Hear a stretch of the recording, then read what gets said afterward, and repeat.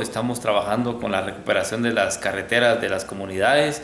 Gracias a Dios tenemos que cubrir 105 kilómetros, 110 kilómetros de carretera en todo el municipio. Con la ayuda de Dios estamos llevando el desarrollo a cada una de las comunidades, conscientes de que las carreteras son fundamentales para poder llevar el desarrollo a las familias, a las comunidades, y es por eso que antes de que ingrese el invierno estamos nosotros trabajando fuertemente en la recuperación, la reparación y mantenimiento de varias arterias de varias comunidades, y hoy pues trabajando fuertemente en lo que es el sector de la comunidad. Los vecinos se muestran muy contentos puesto que nunca habían recibido este apoyo, señor alcalde. Sí, efectivamente, lo hemos dicho, se los hemos manifestado a ellos directamente. La intención nuestra es la de llevar el desarrollo y la de llevar prácticamente el apoyo para que ellos puedan transitar tranquilamente ahora en verano, pero también lo puedan hacer en época de invierno, y es la razón por la cual hoy estamos trabajando conjuntamente con los vecinos del sector de la comunidad. Nos están dando el apoyo, ya nuestra comunidad se está mejorando, y gracias por el alcalde y todos sus miembros, ¿verdad? Compañeros. ¿Qué es lo que se está haciendo acá? Está pasando maquinaria, está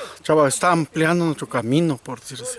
Sí, gracias, tenemos apoyo y estamos muy agradecidos. Sí, está cumpliendo, pues. Estamos viendo el trabajo que se está haciendo, pues. Ampliación de lo que es el acceso de la comunidad, más que todo sector Toño, como le dicen, ¿verdad? Porque la comunidad es bastante grande, por decirlo así.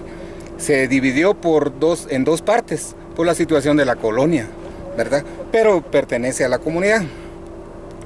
Y viera que estamos muy agradecidos por el alcalde, porque él nos ha dado la oportunidad de hacer este trabajo, esta ampliación más que todo, ¿verdad? Y esperamos en Dios pues lograrlo, ya que está viniendo la ayuda, pues, y le agradecemos profundamente al alcalde. ¿Cree que está cumpliendo como alcalde, licenciado José Francisco? Bien, la verdad eso estábamos comentando con los compañeros, de que es bastante el trabajo que ha hecho.